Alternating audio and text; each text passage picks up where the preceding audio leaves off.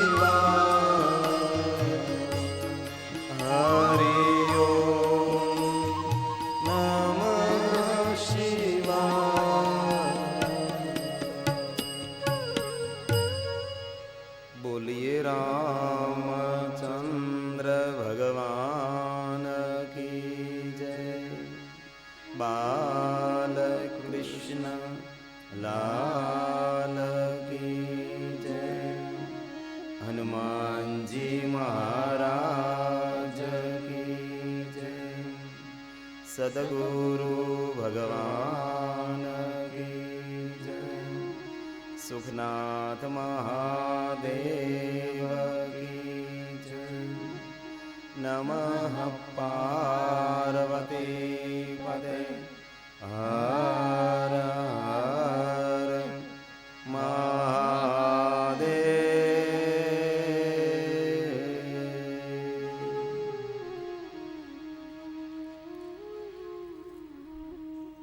આપ સૌને શુભકામનાઓ સાથે ભગવાન મહાદેવજીની કથામાં આપ સૌનું સ્વાગત છે। આજે કથાનો પ્રથમ દિવસ, થોડો સમય પણ વીતી ગયો। આપણે ગામડાની ભાષામાં કહીએ કે આખર ભરાઈ ગયો અને પવન પણ વાય, થોડું મોડું થયું, પણ 1 કલાક ભગવાનની કથાનું ગાન કરી અને ત્યાર પછી આપણે કથાને વિરામ આપશું। શિવ મહાપુરાણ એ ભગવાન મહાદેવજીનું એક વાંગમય સ્વરૂપ છે। જે શિવ મહાપુરાણની અંદર ભગવાન મહાદેવજી જે લીલાઓ કરી છે એમનું વર્ણન આ શિવ મહાપુરાણની અંદર છે. ભગવાન મહાદેવનો એક એક કદમ, ભગવાન મહાદેવના જીવન શૈલીની એક એક રીત એ જગતને કાંઈક પ્રેરણા પૂરી પાડે છે. આ સમાજે, આ જગતે મહાદેવને સમજવામાં બહુ જ ભૂલ કરી છે. તો ભગવાન મહાદેવને સમજવા માટે ભગવાન મહાદેવજીનું વાંગમય સ્વરૂપ આ શિવ મહાપુરાણ છે, જે ભગવાન વેદવ્યાસ રચિત છે, જેમની અંદર 7 સંહિતાઓ છે અને 24,000 શ્લોક છે. આપણા ધર્મગ્રંથો, આપણા પુરાણો, આપણા શાસ્ત્રો એ દેવ ભાષા સંસ્કૃતમાં લખાયેલા છે. અને સંસ્કૃત ભાષાની અંદર આપણી મૂળ સંસ્કૃતિ છુપાયેલી છે, આપણી પરંપરા છુપાયેલી છે. પણ દુર્ભાગ્ય તો તે છે કે આપણને સૌને સંસ્કૃત આવડતું નથી. સંસ્કૃત નહીં આવડવાને કારણે આપણા દેશની સંસ્કૃતિને ઘણો બધો માર ખાવો પડ્યો છે. તો આપણે 7 દિવસ ભેગા મળીને ભગવાન મહાદેવના વાંગમય સ્વરૂપ આ શિવ મહાપુરાણને સમજવાનો એક પ્રયાસ કરીશું કે આ અદ્ભુત અને અલૌકિક ગ્રંથની અંદર શું પડેલું છે, જે આપણને કયો સંદેશ આપે છે, જે ગ્રંથ આપણને કઈ દિશા દેખાડે છે, જેથી કરીને અમારા જીવનની દશા સુધરે. તો તેમનું પારાયણ કરીને, તેમનો પાઠ કરીને, પઠન કરીને, સાંભળીને સમજી અને જેમનો આપણે સ્વીકાર કરીશું એવી શિવ મહાપુરાણની અદ્ભુત અલૌકિક ભગવાન મહાદેવની કથા છે. યુગો પહેલા એક સમયે સમગ્ર મહાત્માઓની વચ્ચે વિવાદ પ્રગટ થયો. કોઈ મહાત્માઓ એમ કહે છે કે ધ્યાન કરવાથી ભગવાન મળે. અમુક મહાત્માઓ એમ કહે છે કે યજ્ઞો કરવાથી ભગવાન મળે. કોઈ થોડા મહાત્માઓ એમ કહે છે કે નહીં ભાઈ, ભગવાનનું જપ કરવાથી જ ભગવાન મળે. કોઈ મહાત્માઓ તેમ કહે છે કે ભગવાનની પૂજા અને અર્ચન કરવાથી જ ભગવાનની પ્રાપ્તિ થાય. કોઈ એમ કહે કે તપ કરવાથી પ્રભુની પ્રાપ્તિ થાય. કોઈ એમ કહે સેવા કરવાથી પ્રભુની પ્રાપ્તિ થાય. અને કોઈ એમ કહે છે કે દાન કરવાથી પ્રભુની પ્રાપ્તિ થાય. અલગ અલગ મતમતાંતર વાળા મહાત્માઓની વચ્ચે એક વિવાદ ઉભો થયો છે. જેવી રીતે આ સમયની અંદર એક સંપ્રદાયનો વિવાદ ઉભો થયેલો છે. કોઈ કહે આ સંપ્રદાયમાં તમે જાઓ તો તમે સુખી થશો. વળી પાછા બીજા સંપ્રદાયના કોઈ ધર્મગુરુ આવે એમ કહે કે આમાં તમે આવો તો તમે સુખી થશો. હજી કોઈ ત્રીજા સંપ્રદાય વાળા માણસો આવે. જે સંપ્રદાયના વાદ વિવાદની અંદર આ સમય અત્યારે સંપડાયેલો છે. માણસ ભ્રમિત થયો કે મારે રામની પૂજા કરવી કે કૃષ્ણની કરવી, ભગવાન સ્વામિનારાયણની કરવી, યોગેશ્વર ભગવાનની કરવી, શંકર ભગવાનની પૂજા કરવી, જાવું ક્યાં મારે? અનેક સંપ્રદાયના વાદ વિવાદો ઉભા થાય. તેવી રીતે યુગો પહેલા આવું જ બનેલું. અલગ અલગ મતમતાંતર વાળા મહાત્માઓની વચ્ચે એક વિવાદ ઉભો થયો. પણ મહાત્માઓ બહુ શાણા હતા અને બુદ્ધિજીવી હતા, માટે ઝઘડો ને યુદ્ધ ન કર્યું. પણ સમગ્ર મહાત્માઓ નિર્ણય લીધો કે આપણે વિવાદ નથી કરવો. અને જે માણસ વિવાદમાં ન પડે તે જ માણસને બુદ્ધિજીવી કહ્યો છે. જે ગામ, જે સમાજ, જે કુટુંબ, જે પરિવાર, જે મહોલ્લો વિવાદમાં પડે છે તેનો વિનાશ થાય છે. વિવાદનો અંત વિનાશમાં આવે છે. સંવાદનો વાદ એ મિત્રતામાં આવે છે. જે ગામમાં, જે સમાજમાં, જે પરિવારમાં વિવાદો ઉભા થયા છે એ બધા જ પરિવારો એ વિનાશને પ્રાપ્ત થયા છે. પણ મહાત્માઓ તો બુદ્ધિશાળી છે, માટે વિવાદ કર્યો, પણ વિવાદનો અંત સુખાંત આવ્યો છે. અને બધા જ મહાત્માઓ ભેગા મળી અને બ્રહ્માજી પાસે ગયા છે અને વિનંતી કરી, બ્રહ્માજી, આમાંથી કોઈ મહાત્માઓ એમ કહે છે કે ધ્યાન કરવાથી જ ભગવાનની પ્રાપ્તિ થાય. કોઈ મહાત્માઓ એમ કહે છે કે ભાઈ તપ કરવાથી જ પ્રભુ મળે છે. કોઈ મહાત્માઓ એમ કહે છે કે ભગવાનના જાપ કરવાથી પ્રભુની પ્રાપ્તિ થાય. તો આપ અમને કોઈ નિર્ણય આપો કે અમારે શું કરવું જોઈએ. ત્યારે બ્રહ્માજી સુંદર નિર્ણય આપ્યો છે, તમારા વિવાદને શાંત કરો. એક કામ કરો, અહીંથી આપ સૌ પ્રયાગ તીર્થમાં જાઓ, જ્યાં ગંગા, યમુના અને સરસ્વતી નિવાસ કરે છે, અને સમગ્ર તીર્થોના જે રાજા છે, સમગ્ર તીર્થો જ્યાં નિવાસ કરે છે, એવા પ્રયાગરાજની અંદર જઈ આના 1000 વર્ષ સુધીનું જ્ઞાન યજ્ઞનું આયોજન કરો. અનેક ધર્મશાસ્ત્રોનું અધ્યયન કરો, અનેક ધર્મશાસ્ત્રો સાંભળો અને સમજો, પછી જીવનમાં ઉતારો. સાંભળી નાખ્યું અને પકડી લીધું અને આંખો બંધ કરીને તેમાં ઝંપલાવી દીધું, એમ નહીં. પહેલા સાંભળો, પછી તેને સમજવાનો પ્રયાસ કરો, અને સમજાણા પછી તેની અંદર તમે પડો. આ તો પેલા માણસે કંઠી પહેરી, લાલો આપણે પહેરી લઈએ. પેલો માણસ આ જગ્યાએ પડે છે તો આપણે પણ પડીએ. તે બુદ્ધિને આપણા નીતિશાસ્ત્રોમાં ભેડ બુદ્ધિ કહી, કે સામેનો માણસ કરે એમ આપણે કરવું, એને ભેડ બુદ્ધિ. ભેડ બુદ્ધિનો અર્થ થાય છે ઘેટાઓની બુદ્ધિ. સંસ્કૃતમાં અને હિન્દીમાં જે ગાડર હોય છે, આપણે સૌરાષ્ટ્રની ભાષામાં ગાડર કહીએ, ઘેટાઓ કહીએ, એને સંસ્કૃતમાં હિન્દીમાં ભેડ કહેવામાં આવે છે. ભેડ બુદ્ધિ. ભેડ બુદ્ધિ માણસનો વિકાસ ન કરે, ભેડ બુદ્ધિ માણસનો વિનાશ કરે છે. માણસે સંસારમાં જીવનમાં પ્રગતિ કરવી હોય તો ચતુર બુદ્ધિ જોઈ, ભેડ બુદ્ધિ નહીં. આપણે સૌ ગામડાના માણસો છીએ, આપણે જોયું હોય છે. પેલા આપણા ગામડાના ભરવાડ ભાઈઓ હોય, એ પોતાના ગાડરને લઈને આમ સરાવવા માટે જતા હોય ને પછી ગાડરો તરસા થાય, તેને પાણી પાવા માટે એક જગ્યાએ સ્થાન નક્કી કરે. એમાં એકને પકડીને તેનું મુખ બોળવું પડે, તેની અંદર એક પીવા મળે એટલે બીજું પીવે ને ત્રીજું પીવે, પછી ત્યાં પાણી ખાલી થઈ જાય એટલે પેલો જે ગાર્ડનનો માલિક હોય બીજી જગ્યાએ પાણીની વ્યવસ્થા કરે, થોડાક ત્યાં પીવે, પણ ત્યાં આવે નહીં, એમાંથી પકડીને એકને ત્યાં લાવવું પડે. એક પીવા મળે એટલે બીજું આવે. તેને ભેડ બુદ્ધિ કહેવાય છે. માણસે પોતાના જીવનનો વિકાસ કરવો હોય તો ભેડ બુદ્ધિને છોડવી પડે છે. અને ભેડ બુદ્ધિનો બીજો અર્થ છે, ઘણા બધા ગાડરો આમ જતા હોય ને એક ગાડર આગળ ચાલતું હોય, અને થોડીક વાર તમે લાકડી રાખો એટલે એક ગાડર તેને ઠેકીને હાલે, બીજું ગાડર હોય તે પણ તેને ઠેકીને જ ચાલે, કારણ કે પેલું જોઈ લીધું તેને. બીજું પણ ઠેકીને, ત્રીજું પણ ઠેકી, અને પછી અમે લાકડી લઈ લ્યો ને તો પણ એ બધા ગાડરો એ ઠેકીને જ હાલે. એને ખબર નથી પડતી કે આ લાકડી લઈ લીધી, હવે કઈ ઠેકવાની જરૂર નથી, હવે તો સીધા આપણે ચાલીએ તો ચાલી શકાય. સમાજની આ પ્રાંતની અંદર, આ સમયની અંદર આવી સ્થિતિ થઈ છે કે પેલો માણસ કરે છે એમ આપણે એમ નથી કરવાનું. આપણે સાંભળવાનું છે, જોવાનું છે, વિચારવાનું છે, વિચાર્યા પછી તેની અંદર આપણે સમર્પિત થવાનું છે. આવો સંતો બધા બેસવાની વ્યવસ્થા કરો સંતો માટે.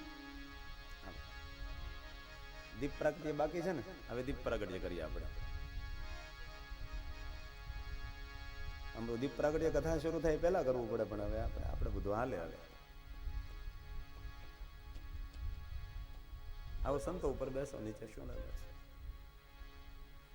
દીપ પ્રગટ કઈ વ્યવસ્થા કરીશ? કેમ દીપ પ્રગટ કરવું બધું ગોઠવું છે? તો કરાવો ને. બાપુનું મને નામ આમાં છે.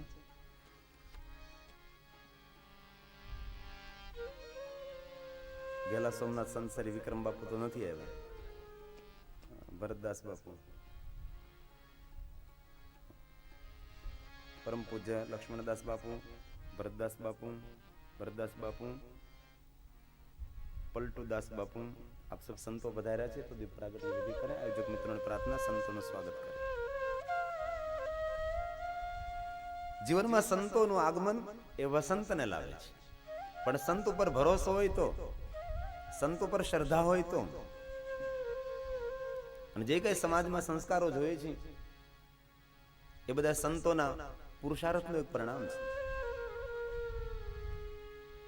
જે ખેડૂત અન્ન ઉપાર્જન કરે તે ખેડૂત ભગવાનનો ગુનેગાર છે, અને જે સંત સમાજમાં સંસ્કારનું રોપણ ન કરે એ સંત પણ ભગવાનનો ગુનેગાર બને છે.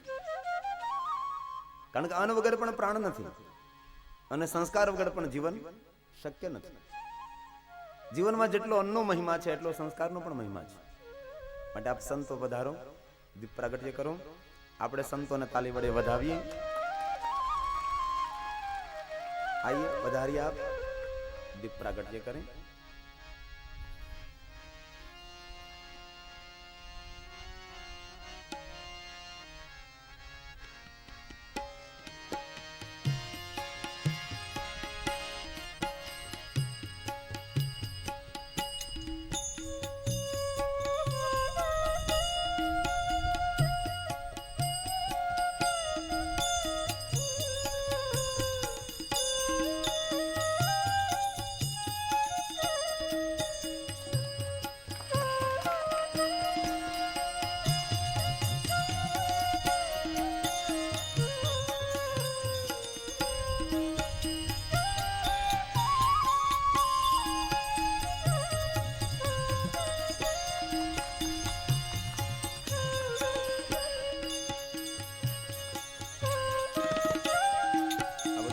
साइड में तो पहला भाई ने देखा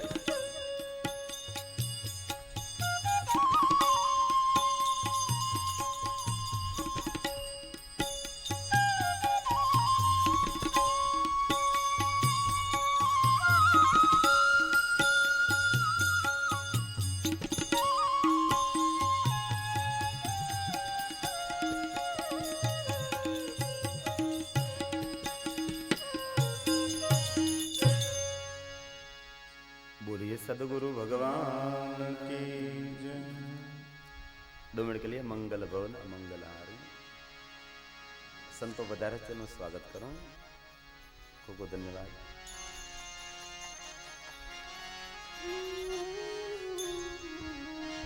मंगल भवन अमंगल हारी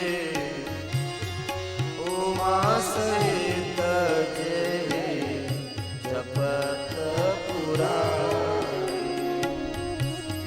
मंगल भवन अमंगल हारे उमा सहित जपत पुरारे. उमा सहित जपत पुरारे. मंगल भवन अमंगल हारे उमा सहित जपत पुरारे. मंगल भवन अमंगल हारे उमा सहित जपत पुरारे.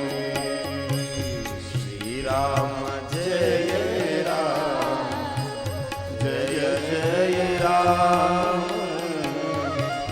श्री राम जय राम जय जय राम. श्री राम जय राम जय जय राम. श्री राम जय राम जय राम जय जय राम.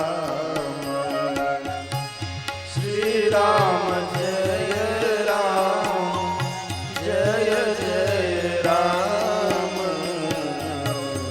श्री राम जय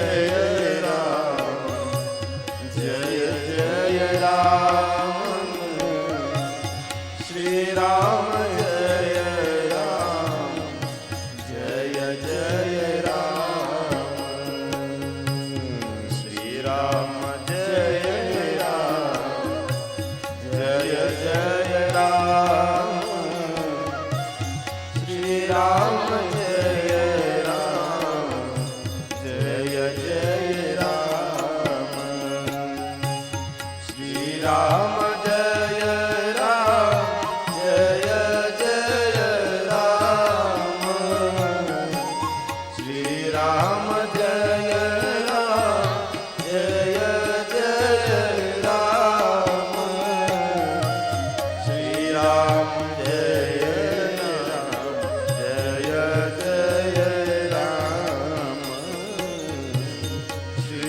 રામ જય રામ જય જય રામ શ્રી રામ જય રામ જય જય રામ શ્રી રામ જય રામ જય જય રામ શ્રી રામ જય રામ જય જય રામ શ્રી રામ જય રામ જય જય રામ શ્રી રામ જય રામ જય જય રામ શ્રી રામ જય રામ જય જય રામ શ્રી રામ જય રામ જય જય રામ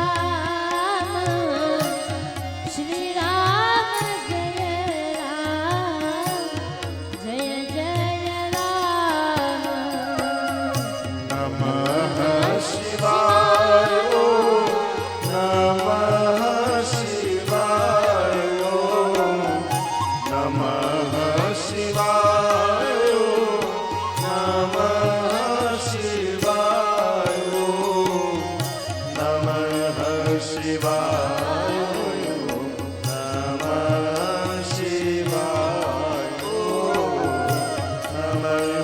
શિવાય નમઃ શિવાય નમઃ શિવાય નમઃ શિવાય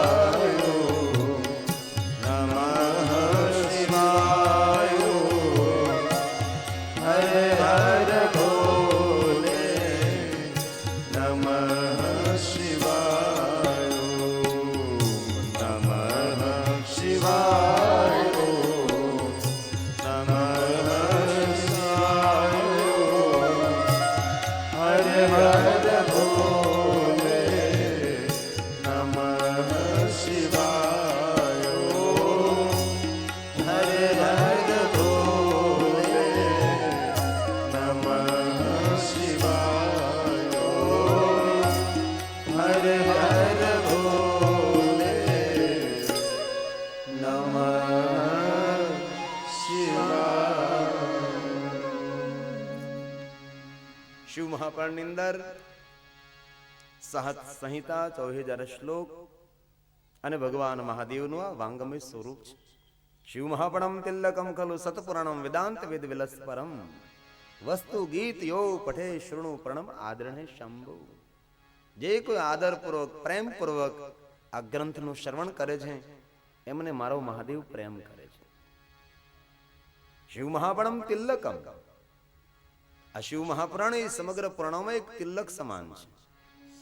તિલકની ઉપમા શું લેવા આવે? માણસ ગમે તેટલા સારા વસ્ત્રો પહેરે, સોના ચાંદીના આભૂષણો પહેરે, ભગવાને રૂપ અને સ્વરૂપ આપ્યું હોય, પણ તેના કપાળમાં જો તિલક ન હોય ને તો તેનો અપશુકન થાય છે. શરીરની અંદર વસ્ત્ર અને સોના ચાંદીનો મહિમા જરૂર છે, તેનો વિરોધ નથી, પણ ભાલમાં તિલક હોવું એ આપણી ઓળખાણ છે, તિલકનો મહિમા છે. માટે શિવ મહાપુરાણ એ સમગ્ર પુરાણોમાં એક તિલક સમાન છે. શિવ મહાપણમ તિલકમ ખલુ સતપુરાણમ, જગતની સત્ય વસ્તુ જેની અંદર ભરપૂર ભરેલી છે. વેદાંત વેદ વિલસ્ત પરમ, વેદોની અંદર જે ગહનમાં ગહન કઠિનમાં કઠિન વાતો જે કહી છે, જે આપણે સમજી ન શકીએ એ જ વસ્તુ આ શિવ મહાપુરાણની અંદર કહી છે. આનું જે કોઈ પઠન કરે, જે કોઈ સાંભળે એમનું કલ્યાણ થાય છે. વાણી ગુણાન સ્તોત્રી કથા શુણોતિ શોદ્ર દ્રવ્યમ તે ભવ તરંતી, તે માનવ ભવ પાર ઉતરે છે જે કોઈ આ કથા સાંભળે છે. તો બ્રહ્માજીએ કહ્યું, હે મહાત્માઓ, તમારા વિવાદને શાંત કરો. તમે સૌ પ્રયાગ તીર્થમાં જાઓ, જ્યાં ગંગા, યમુના અને સરસ્વતી નિવાસ કરે છે, જે સમગ્ર તીર્થોમાં સર્વશ્રેષ્ઠ તીર્થ છે. એવા પ્રયાગ તીર્થમાં આપ જાઓ અને ત્યાં જઈને 1000 વર્ષ સુધી જ્ઞાન યજ્ઞ કરો. યજ્ઞ નહીં, સેવા યજ્ઞ નહીં, ચર્ચા યજ્ઞ. વેદ અને પુરાણ અને ધર્મશાસ્ત્રોની ચર્ચા કરો. તમારા બધા જ પ્રશ્નોના જવાબ તમને મળી જશે.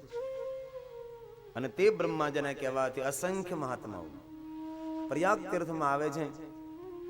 મહાત્માઓ પ્રયાગ તીર્થની અંદર જ્ઞાન યજ્ઞનું આયોજન કરે છે. પણ કોઈ બોલનાર તો જોઈએ ને,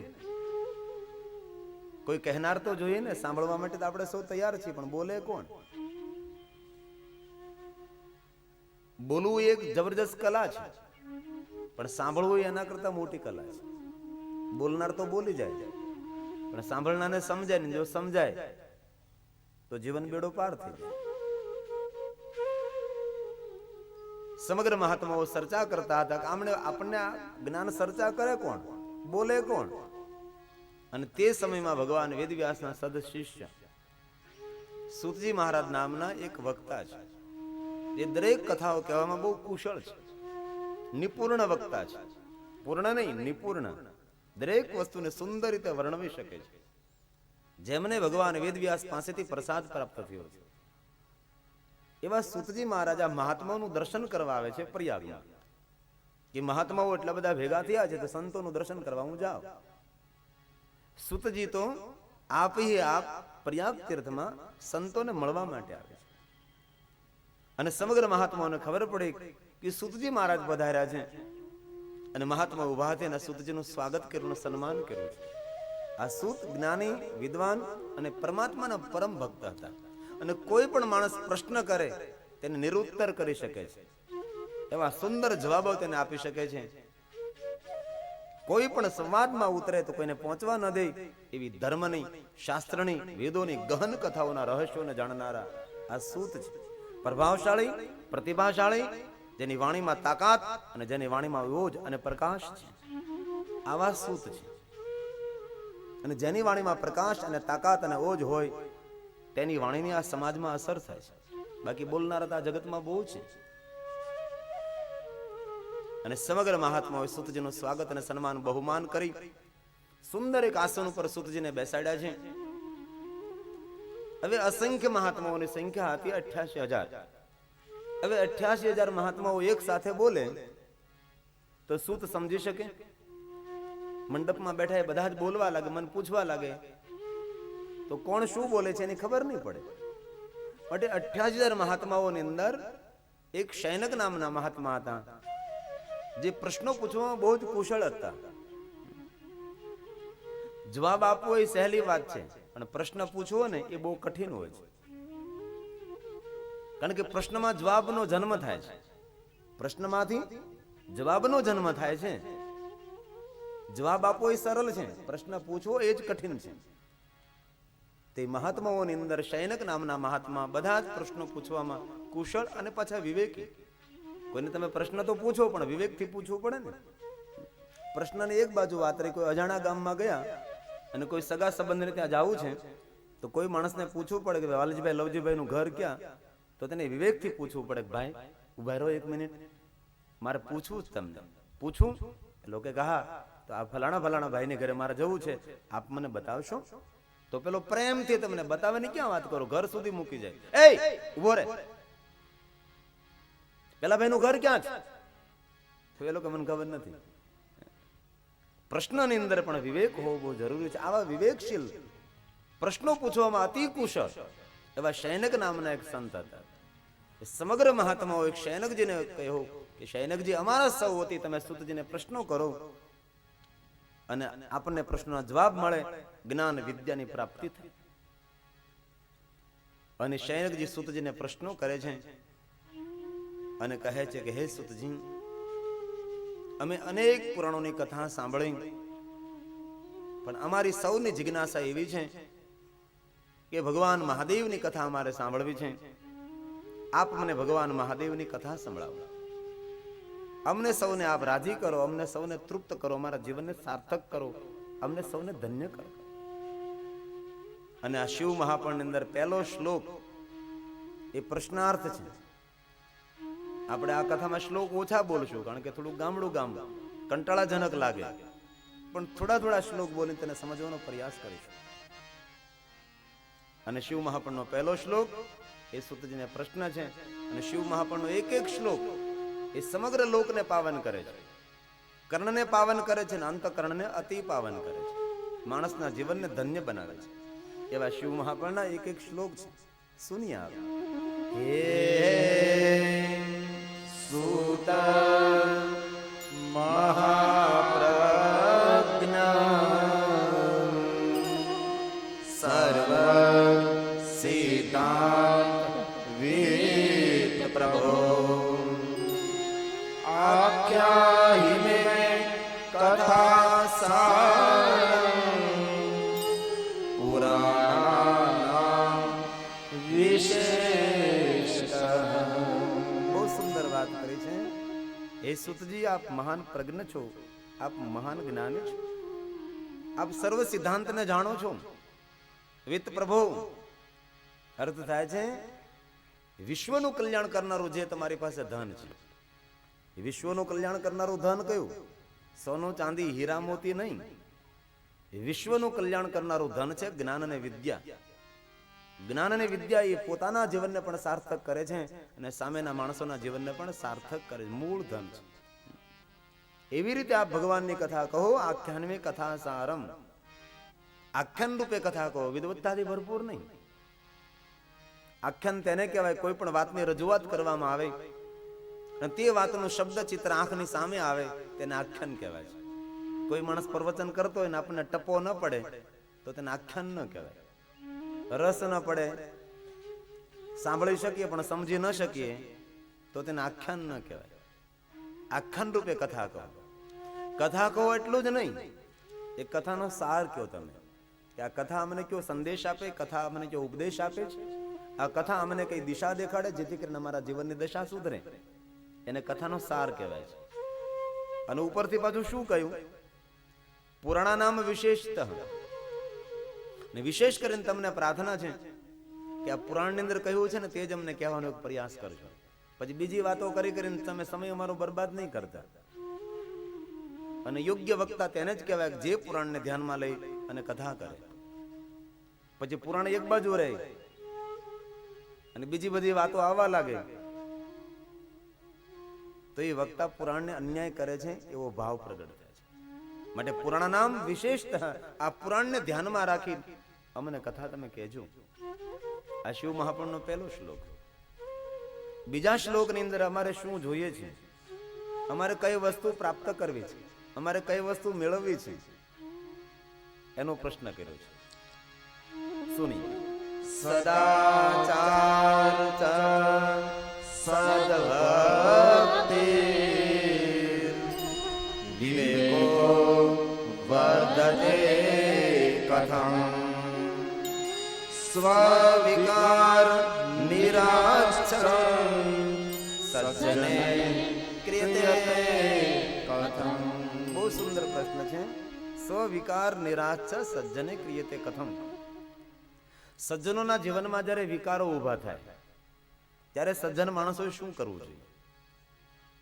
ક્રોધ, ઈર્ષા, રાગ, દ્વેષ, મોહ, લોભ, ઘમંડ, અક્કડતા, એ સમયે સજ્જનોએ શું કરવું જોઈએ? આમાં એવું નથી કહ્યું કે દુર્જન માણસે શું કરવું જોઈએ. આ પુરાણો દુર્જન માણસો માટે નથી, આ પુરાણો સજ્જન માણસો માટે છે. ઘણા માણસો એમ કે ને કે એટલી એટલી કથાઓ થાય સમાજમાં કઈ સુધારો નથી આવતો, પણ તેને થોડી ખબર છે કે આ પુરાણો એ સજ્જન માણસો માટે છે, દુર્જન માણસો માટે નથી. અને આપણે ગંગા સતી પાનબાઈ એ જ કહ્યું ને, કોઈ સુપાત્ર મળે તો આ પ્રસાદ આપજો તમે, બાકી કુપાત્રની આગળ આ અમૂલ્ય વસ્તુ તમે નહીં વાવતા.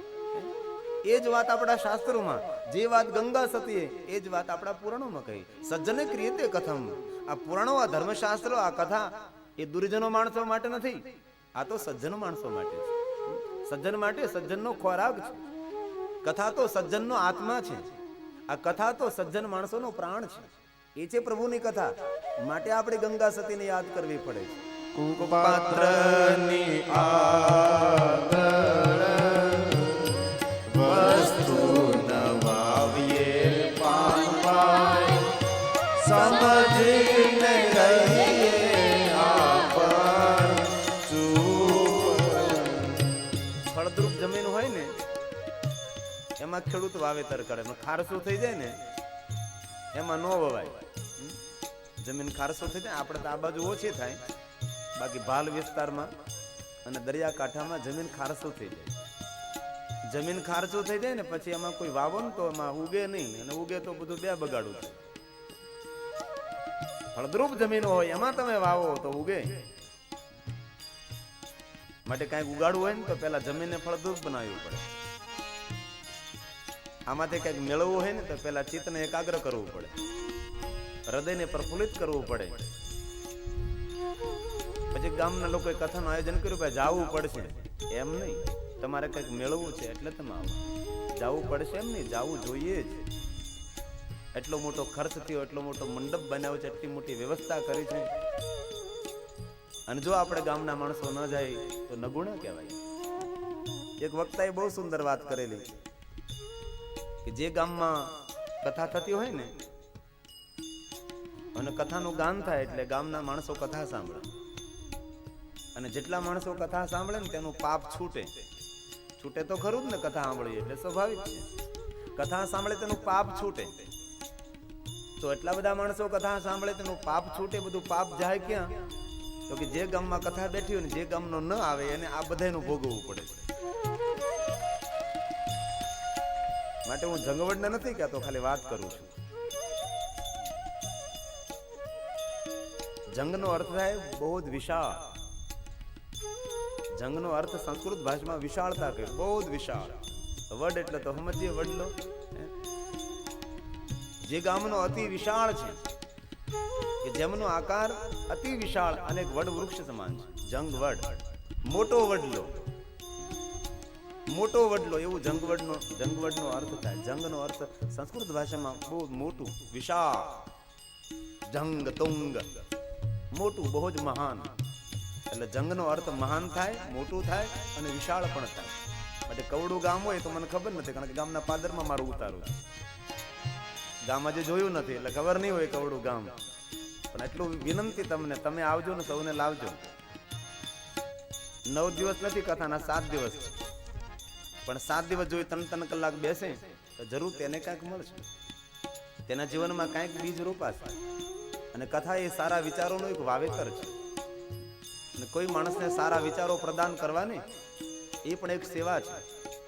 કોઈને પાણી પાવો, ભોજન કરાવો, ચા પાણી પાવો, અને કોઈના માટે સારા વિચારો તેને આપો, એ પણ એક જબરજસ્ત યજ્ઞ છે.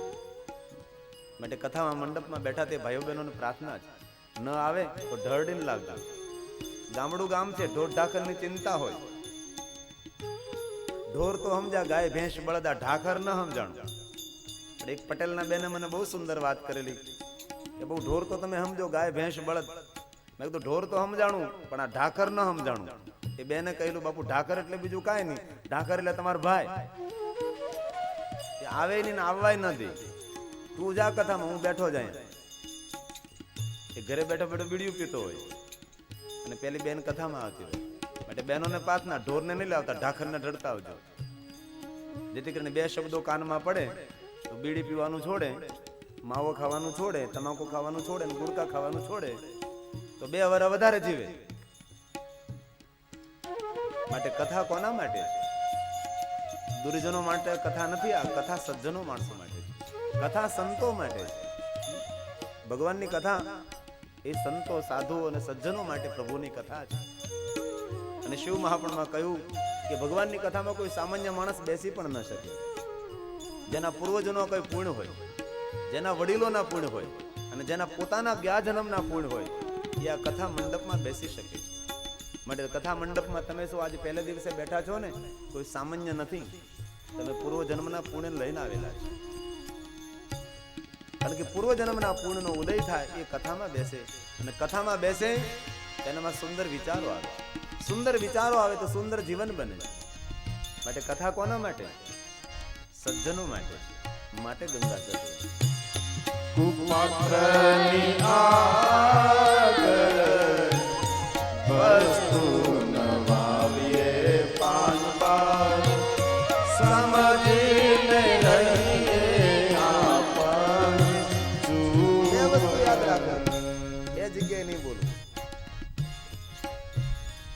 તો વિદ્વાનોની સભામાં નહીં બોલવાનું. જ્યાં ડાયા માણસો બેઠા હોય ને, શુગ્ન માણસો બેઠા હોય, વિદ્વાનોની સભામાં, જ્ઞાની માણસોના સભામાં કોઈ દિવસ બોલવું નહીં. કારણ કે ત્યાં સાંભળવામાં જ આપણને કંઈક મળતું હોય છે, ત્યાં બોલવાથી આપણને કંઈ ન મળે. એક વિદ્વાનોની સભામાં ન બોલવું અને એક મૂર્ખાઓની સભામાં ન બોલવું.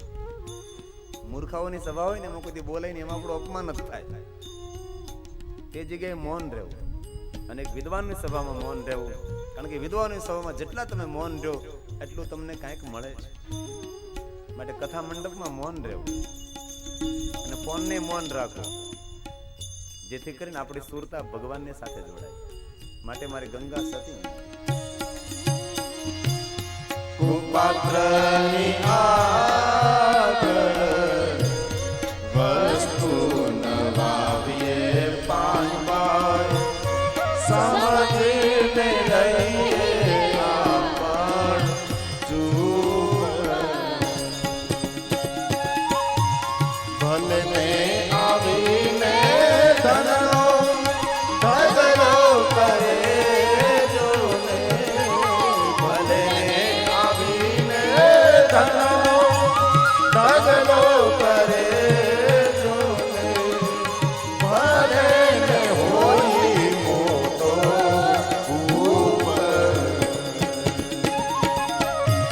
કુપાત્રની આગળ વસ્તુ નવાવીએ પાનબાર સમજીને રહીએ આપણ ચૂર. સમજીને રહીએ આપણ ચૂર. સજ્જને ક્રિયતે કથમ. સજ્જોના માણસના જીવનમાં આવા જ્યારે લોભ, મોહ, કામ, ક્રોધ વિકારો ઊભા થાય ત્યારે સજ્જન માણસે શું કરવું જોઈએ? આપ અમને કહો. સદાચાર છે સદભક્તિ વિવેકો વર્ધતે કથમ. અમે શું કરીએ તો અમારા જીવનમાં સદાચાર આવે? અને માણસની શોભા સદા વ્રત અને સદાચારથી છે. જેના આંગણે સદા વ્રતો ચાલતા હોય, તરસો વાણા આવે તેને પાણી મળે, ભૂખ્યો માણસ આવે તેને ભોજન મળે. એ આંગણાની શોભા છે. સદા વ્રતથી આંગણાની શોભા છે અને સદાચારથી જીવનની શોભા છે. એમનું આંગણું એ આંગણું નથી, એ તીર્થ છે. એમનું જીવન એ જીવન નથી, એમનું જીવન દર્શનીય છે. જેના આંગણે સદાચાર, જેના જીવનમાં સદાચારના, જેમને આંગણે સદા વ્રત. અમે શું કરીએ તો અમારા જીવનમાં સદાચાર પ્રાપ્ત થાય? સદભક્તિ. અમને ભક્તિ મળે એમ નહીં, અમને સદભક્તિ મળે, અમને વિવેકી ભક્તિ મળે. અમને વિકારી ભક્તિ નહીં. ભક્તિના બે પ્રકારો છે. એક નિર્વિકારી ભક્તિ, અવ્યભિચારણી ભક્તિ, એક વ્યભિચારણી ભક્તિ. જે ભક્તિ કરવાથી જેની અંદર લોભ લાલચ હોય, ભગવાન મને આમ કરી દે, ભગવાન મને પેલું આપી દે, ભગવાન, એની વ્યભિચારણી ભક્તિ કહેવાય છે. જે ભક્તિમાં આશા અને અપેક્ષાઓ સંપડાયેલી હોય તેને વ્યભિચારણી ભક્તિ કહેવાય છે, તેને વિકારી ભક્તિ કહેવાય છે. અમને કેવી ભક્તિ જોઈએ છે કે સદભક્તિ. જે ભક્તિમાં કોઈ અમને આશા અપેક્ષા ન હોય, મોક્ષની પણ ઈચ્છા ન હોય, કોઈ વસ્તુનું અમને પ્રલોભન ન હોય, કોઈ અમને આશા કોઈ અપેક્ષા ન હોય, એવી ભક્તિ મારે જોઈએ છે. એક એક શબ્દ ઉપર માણસ જો વિચાર કરે ને તો બહુ સમજવા જેવું હોય છે, પણ સુરતા રાખીએ તો. અને ત્રીજી વાત છે વિવેકો વર્ધતે કથમ. અમે શું કરીએ તો અમારા જીવનમાં વિવેકની પ્રાપ્તિ થાય. અને કોઈ પણ માણસના જીવનની શોભા, શણગાર અને તેની સુંદરતા એમનો વિવેક છે. રૂપ નહીં, સોના ચાંદીના આભૂષણો નહીં, વસ્ત્ર નહીં. શોભા કઈ તો કે વિવેક. વિવેક એ માણસની સુંદરતા અને શોભા છે. વિવેકથી માણસ દીપે. અને જે માણસ પોતાના જીવનમાં વિવેકને પ્રધાનતા આપે છે એ વિનાયકના સ્થાનને પ્રાપ્ત કરી શકે. વિનાયક એટલે ગણેશ. હમણાં ગણેશ ચોથ ગઈ, સવે ગણેશની પૂજા કરી, ગણેશને સિંદૂરથી રીંગ્યા, ઘઉંનો ઢગલો કર્યો, તેની નીચે 1 રૂપિયાનો 25 પૈસા મૂક્યા. પાવલી નો જડી એટલે રૂપિયો જ મેક્યો, કારણ કે પાવલી ખોવાઈ ગઈ. 1.25 રૂપિયો મેકવો પડે. પછી ગણેશને લાડુ ચડાવ્યા, લાડુ ખાધા. પણ સાચી ગણેશની પૂજા તો તે છે કે આપણા જીવનમાં વિવેક અને ગુણો આવે. એ સત્ય ગણેશની પૂજા છે. વિવેકો વર્ધતે કથમ. અમે શું કરીએ તો મારા જીવનમાં વિવેકની વૃદ્ધિ થાય. મહાત્માઓ કે અમારા જીવનનો વિવેક તો છે જ, પણ તેમાં અમારે વૃદ્ધિ કરવી છે. એવું ન કહ્યું કે અમારે વિવેક જોઈએ છે. વિવેક છે, પણ એ વિવેકમાં વૃદ્ધિ કેવી રીતે થાય? અને માણસે પોતાના જીવનમાં સુખી થવું હોય ને તો વિવેકને પ્રધાનતા આપવી. અને માણસના જીવનમાં 3 પ્રકારના વિવેક તો મહત્વના છે. એક ખાણીનો વિવેક, પીણીનો વિવેક અને વાણીનો વિવેક. એ માણસને આસમાનના તારાઓને જેમ ચમકાવી શકે છે, સમાજમાં શોભિત કરી શકે છે. 3 પ્રકારનો વિવેક માણસને સંસારમાં દેદીપ્યમાનને દિવ્ય બનાવી શકે છે, જીવનને આહલાદિત, આનંદિત, પુલકિત કરી શકે છે, જીવનને પ્રસન્નતા આપી શકે છે. એ 3 પ્રકારના વિવેક. પ્રથમ તો આહારનો વિવેક. આપણને ખબર હોવી જોઈએ કે શું ખાવું ને શું ન ખાવું, એની આપણે ગતાગમ હોવી જોઈએ. આહારનો વિવેક. ખાણી મતલબ આહાર, પીણી શું પીવું એની આપણને ખબર હોવી જોઈએ. ખાણીનો વિવેક, પીણીનો વિવેક અને વાણીનો વિવેક. ભલે ખાણીનો વિવેક ચૂકી જાવ તમને રોગ થશે, પીણીનો વિવેક ચૂકી જાવ તમને રોગ થશે, પણ વાણીનો વિવેક ચૂકવાથી જીવન કડવું ઝેર જેવું બની જાય છે. કે વાણી એ જગતમાં વેર પણ ઊભું કરી શકે અને વાણી જગતમાં પ્રેમ પણ ઊભા કરી શકે છે. વાણીની પ્રધાનતા છે. મને બધા જ પ્રકારના વિવેક ચૂકી જવા, પણ વાણીનો વિવેક કોઈ દી નહીં ચૂકવો. આપણી વાણીમાં મધુરતા હોવી જોઈએ, આપણી વાણીમાં મીઠાશ હોવી જોઈએ, આપણી વાણીમાં સ્વીટતા હોવી જોઈએ. આ મુખમાંથી શબ્દો નીકળે ને તો મધમાં બોલી બોલીને કાઢવાની. બોલ તોલ કરકે બોલ. જે આવે એ બોલીનું ને કે ફટફટ ફટફટ ફટ બોલી નાખી ફટાક્યા ફૂટી જાય આપણે ક્યારે. એવી રીતે બોલો કે હું શું બોલું છું, એ શબ્દની કેવી સમાજમાં અસર થશે, આ શબ્દ પેલાના દિમાગ ઉપર કેવી અસર કરશે, એ શબ્દને પૂરેપૂરા તમે માપો, શબ્દને વિચારો. પણ અભણતાનું પ્રતીક ભાષાની અવિવેકતા. જે માણસની વાણીમાં વિવેક છે એ માણસ ગ્રેજ્યુએટ, ડબલ ગ્રેજ્યુએટ નહીં હોવા છતાં પણ એ માણસ ભણેલો છે, એ માણસ ગણેલો છે. કોઈ પણ માણસની ઓળખાણ તેની વાણી ઉપરથી થાય છે. જો મૌન રહે તો વાંધો નહીં, પણ બોલે તો પૈસા પડી જાય, તેની ઓળખાણ થઈ જાય છે. માટે મૌન રહેવું.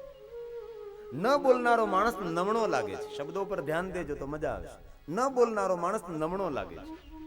ન બોલનારો માણસ નમણો લાગે છે, પણ બોલનારો માણસ બમણો લાગે છે. બમણો એટલે ગામડાની ભાષામાં દોઢ-ડાયો, એને બમણો કહેવાય છે. માટે મૌનમાં આપણી શોભા છે, મૌનમાં આપણી સલામતી છે. બોલવાથી સલામતી નથી. માટે જીવનમાં મૌન રહેવું અને બોલવું તો એટલું સુંદર ને મધુર બોલવું. આપણા મુખથી બોલાયેલા શબ્દો કોઈ માણસના જીવનમાં સુખને ઉભા કરે એવું બોલવું. શબ્દ સંભાળ કર બોલીએ, શબ્દ કો હાથ ન પાઉં. જેમ તેમ ન બોલાય, એને હાથ પગ નથી. શબ્દ સંભાળ કર બોલીએ, શબ્દ કો હાથ ન પાઉં. એક શબ્દ ઔષધ કરે, એક શબ્દ કરે ઘાવ. એક શબ્દ માણસને જીવતદાન આપી શકે છે અને એક શબ્દ માણસ મૃત્યુને ઘાટ ઉતારી શકે છે. આજે કેટલી પુત્ર વધુ આત્મહત્યા કરે, કેટલી સાસુ આત્મહત્યા કરે છે, કેટલી બેની દીકરીઓ આત્મહત્યા કરે. શું લેવા? શબ્દનો અવિવેક. અત્યારના સમયની અંદર માણસો એટલા બધા ભૂખ્યા નથી રહેતા, વસ્ત્ર વગરના પણ નથી રહેતા, પણ વાણીના વિવેક અવિવેકને કારણે સમાજની અંદર ઘર ઘરની અંદર દુઃખોના નિર્માણ થયા છે. જીવનને સુખમય બનાવવું હોય, ઘરને સ્વર્ગ બનાવવું હોય, એક વસ્તુ પ્રથમ દિવસે યાદ રાખવી, વાણીમાં વિવેક રાખો, વાણીમાં મધુરતા રાખો. જો તમને જીવવાની મજા આવે. કોઈ માણસને કડવા શબ્દો કહેવા છે તો કેવી રીતે કહેવા? તો કે માં જેમ પોતાના બાળકને કડવી દવા પાતી પણ પેલા મધ છકાડી દઈને પાછળથી ગળવી દવા પાઈ દે. પેલા મધની આંગળી ભરે ફટકતી, બાળકને મજા આવે, પાછળ કડવી દવા પાઈ દે, મોઢું ખોલે. જરૂર કહેવું પડે, પણ મધુરતા, વિવેક, પ્રમાણિકતા. વાણીનો વિવેક એ માણસના જીવનમાં વસંત લાવી શકે છે. વાણીનો વિવેક એ માણસને આસમાને પહોંચાડી શકે. વાણીનો વિવેક એ માણસને સમાજની અંદર મોટું સ્થાન અપાવી શકે છે. માટે બોલો તો એટલું મધુર બોલો કે સામેના માણસને પ્રિય લાગે. સામેના માણસને ગમે. આ તો ખબર નથી, મુખ ખોલ્યું નથી કે તલવાર નીકળી નથી, કેટલાને કાપી નાખે તેનું કઈ નક્કી ન હોય. મુખ ખોલે તો મુખમાંથી ફૂલ ઝરે એવું મધુર બોલો, અતિ સ્વીટ બોલો. માટે બીજા શ્લોકની અંદર પ્રશ્ન કર્યો છે, વિવેકો વર્ધતે કથમ. તો પ્રથમ દિવસે 3 વસ્તુ યાદ રાખી: ખાણીનો વિવેક, પીણીનો વિવેક અને વાણીનો વિવેક. 3 પ્રકારના વિવેક તમે આપણે જો રાખીએ તો જીવનમાં દરેક રીતે સુખી થાય છે. ખાણીનો વિવેક હોય તેને રોગ ન થાય. રોગ કોને થાય?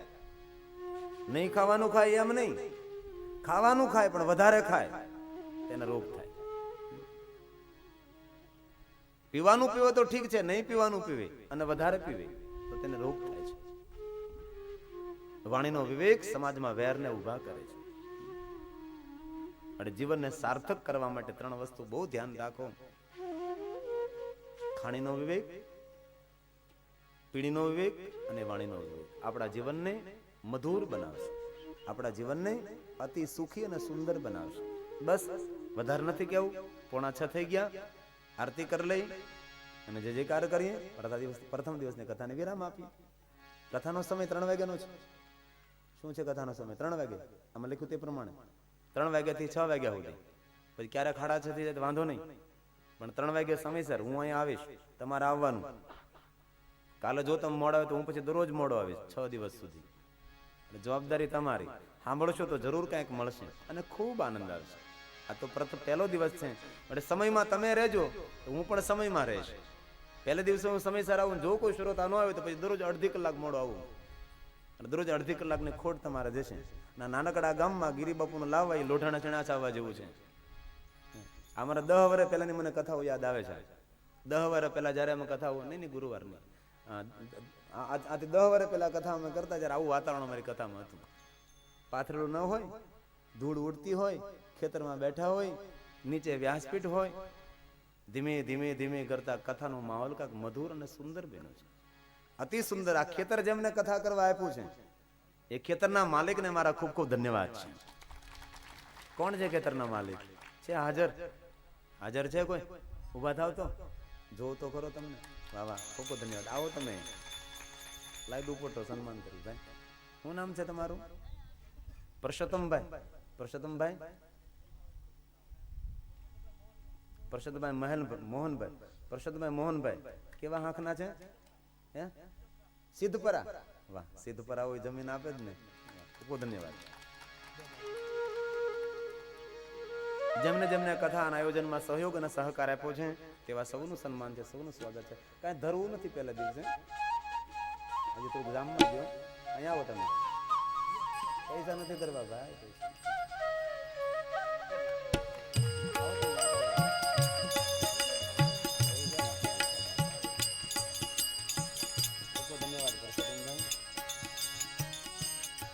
થોડીક વાર કીર્તન કરી લઈએ, પછી આરતી કરીએ અને પછી જય જયકાર કરીએ અને પછી કથા મંડપને આપણે છોડીએ.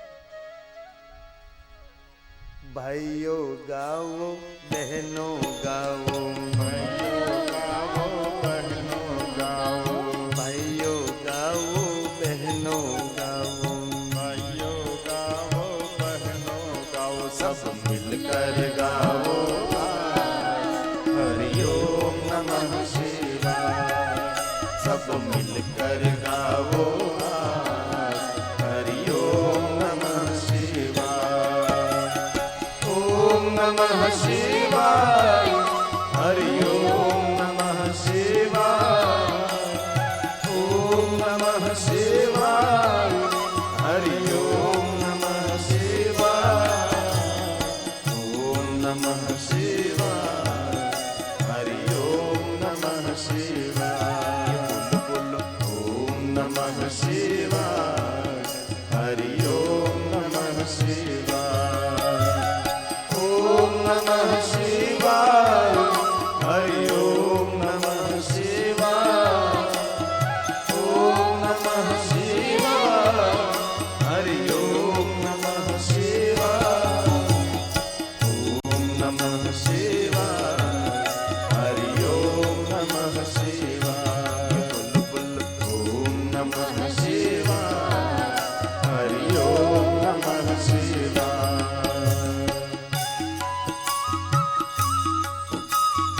महादेव को याद करे, कैलाश मालिक को याद करे, ब्रह्मांड मालिक को याद करे, मेरे महादेव को याद करे।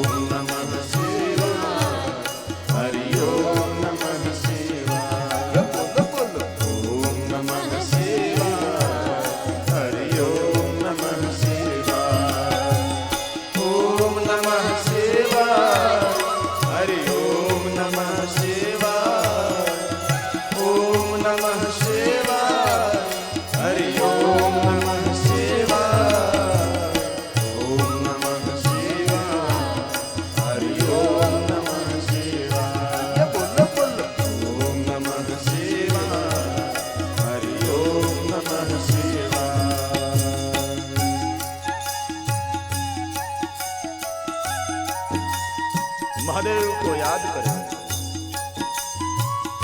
कैलाश मालिक को याद करे, ब्रह्मांड मालिक को याद करे।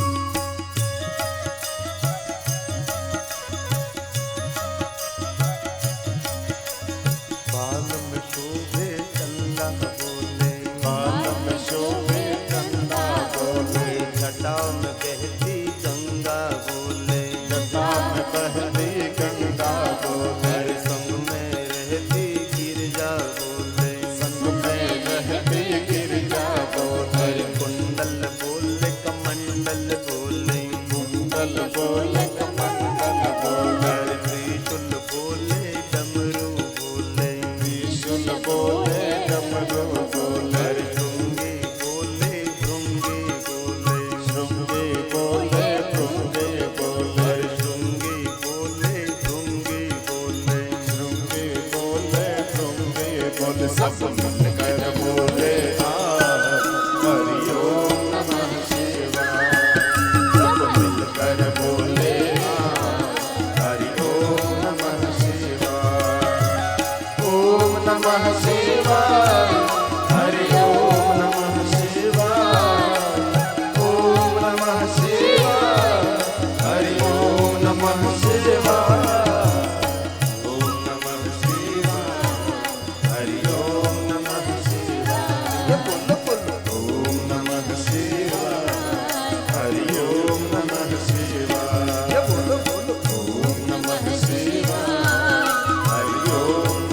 Shiva.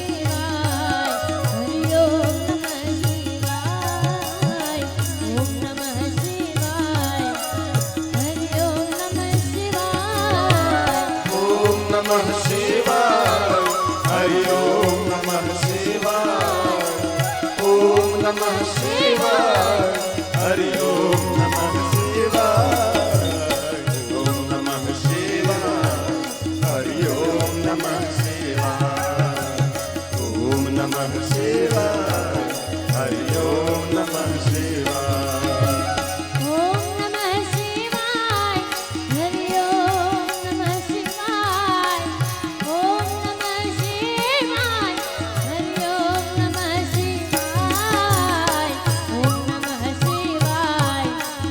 ઓમ નમઃ શિવાય ઓમ નમઃ શિવાય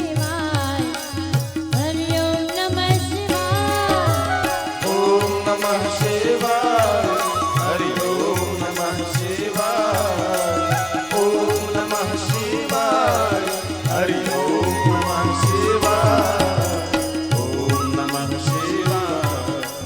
ઓમ નમઃ શિવાય ઓમ નમઃ શિવાય હરિ ઓમ નમઃ શિવાય ઓમ નમઃ શિવાય હરિ ઓમ નમઃ શિવાય ઓમ નમઃ શિવાય હરિ ઓમ નમઃ શિવાય ઓમ નમઃ શિવાય હરિ ઓમ નમઃ શિવાય ઓમ નમઃ શિવાય હરિ ઓમ નમઃ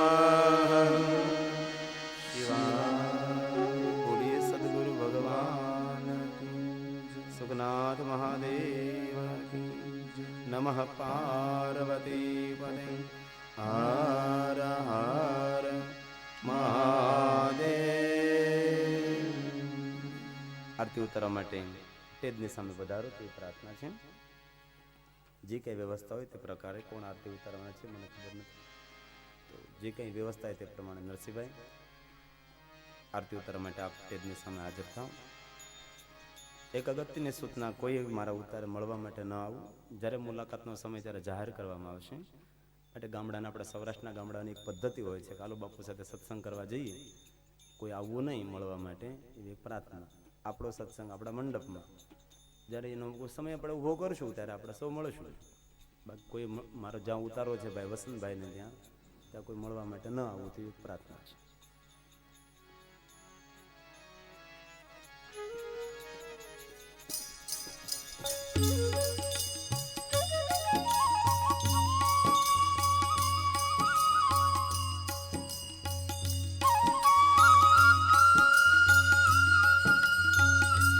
આરતી ઉતારવા માટે આગેવાનો, મહાનુભાવો તથા નરસિંહભાઈના પરિવારના સભ્યો આરતી ઉતારવા માટે પધારે.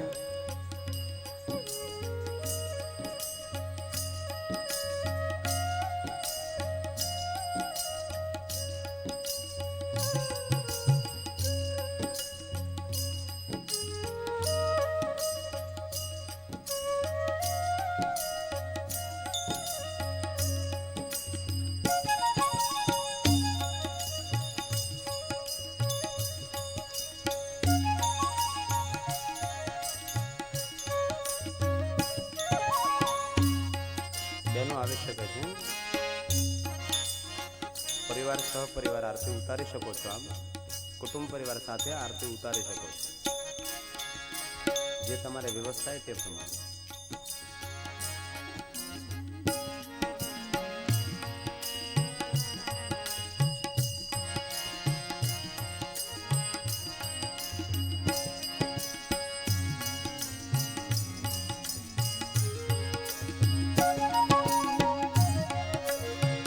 આરતી કરું શિવજી મહારાજ કી, આરતી કરું શિવજી મહારાજ કી. હરે હરે હરે મહાદેવ, હરે બાબા, હરે હરે હરે મહાદેવ, હરે બાબા. મારા મન મંદિર પધરાવો, મારા મંદિર પધરાવો.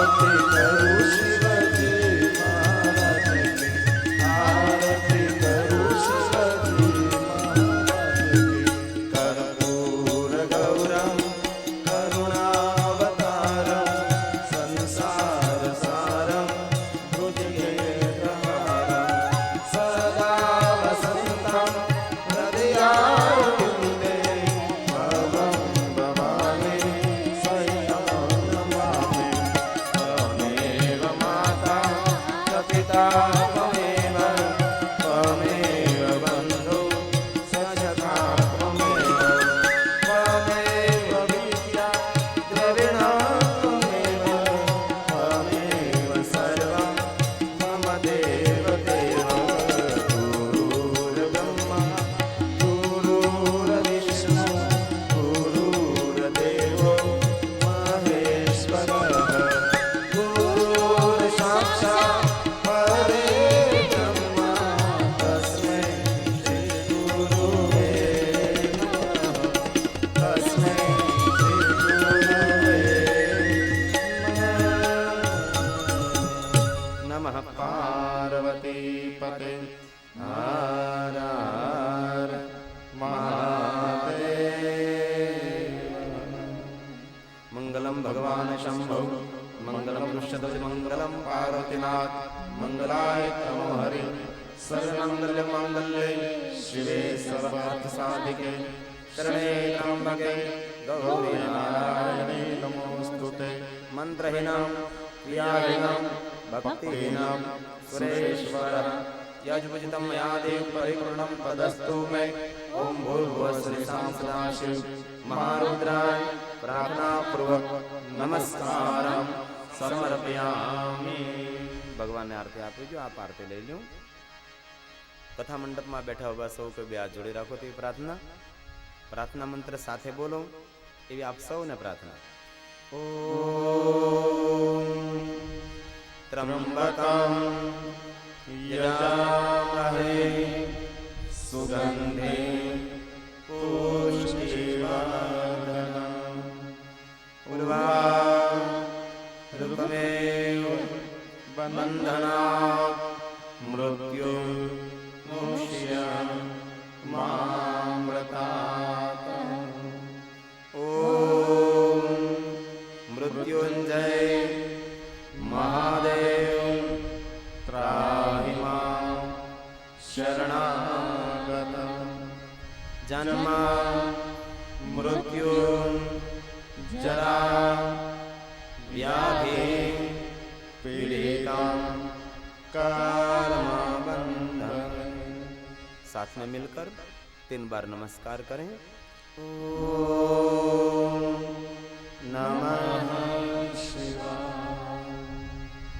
ओम नमः शिवाय. ओम नमः शिवाय. ओम शांति शांति शांति. દરેકના ઉપર હાથ ઊંચા હાથે શરણાગતિનો ભાવ છે. ઉપર હાથ આપણે તેટલા માટે કરીએ છીએ કે જીવન પ્રભુને સોંપી દીધું એવો ભાવ પ્રગટ થાય. પ્રભુની પૂર્ણ શરણાગતિ માટે ઊંચા હાથ કરીએ છીએ. ઊંચા હાથ કરીને જય જયકાર કરીએ તો ગંગા નદીનું સ્નાનનું પુણ્ય પ્રાપ્ત થાય અને ઉપર હાથ કરીને જય જયકાર કરવાથી આપણા વિજયનો પ્રારંભ થાય. માટે ભાવ અને ભક્તિ અને હૃદય છે. બોલીએ રામચંદ્ર ભગવાન કી જય. બાલકૃષ્ણ લાલ કી જય. હનુમાનજી મહારાજ કી જય. સદગુરુ ભગવાન કી જય. સુખનાથ મહાદેવ કી જય. ઓમ નમઃ પાર્વતી પદે હર હર મહાદેવ. ધન્યવાદ. આજની કથા વિરામ લે છે.